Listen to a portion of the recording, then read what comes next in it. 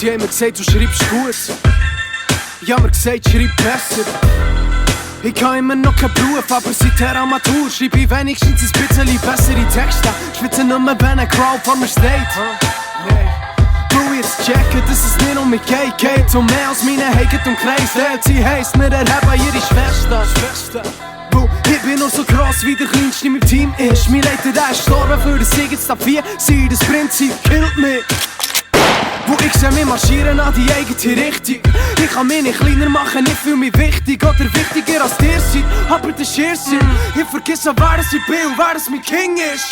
Und ihr seid 100 in der Crew, 1100 Paare Dudes, fast wie ein Mauer. Das ist genau das, was ich brauch. Wo ich teste, kann mein Glauben aus dem Schauen ist gut.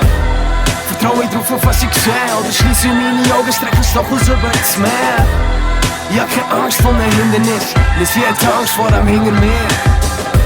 Ich fühle mich King, doch beschissen, wenn jemand sicher Reverses bittet als ich. Man bitte, was ist? Ich kläre mich mal nach, auf einer Basis von Skills. So ein Kingdom hat keine Chance, das passiert Ziel. Ich bin eine Ikone für die Leute, aber pass ich nicht besser auf wie die Icarus-Typen. Drücken abzuklicken, ich komm fix und nenne ein Beispiel, wo nicht fliegt. Das Königreich baut auf mir, liegt im effizienten Raum von nichts. Und nichts, was ich gebaut habe, ist gross, Kid. Hau in die Fans, ich kenne nichts, was mir gross ist. Sag mir, ob's gross ist, wenn man zusammen aufwacht. Wegen 2 Flaschen Alkohol, paart ist in einem Bar aus der eigenen Kotze. Sag mir, ist gross, Kid. Sag mir, ist gross, Kid, man, ich glaub nicht. Und jeder grosse Akt, den ich vollbringe, ist ein Austausch von Sünd zu King oder was sie tot bringt. Und ihr seid 100 in der Crew, 1100 Paare Dudes, fast wie ein Mauer. Das ist genau das, was ich brauch. Wo ich teste, kann mein Glauben aus dem Schauen ist gut.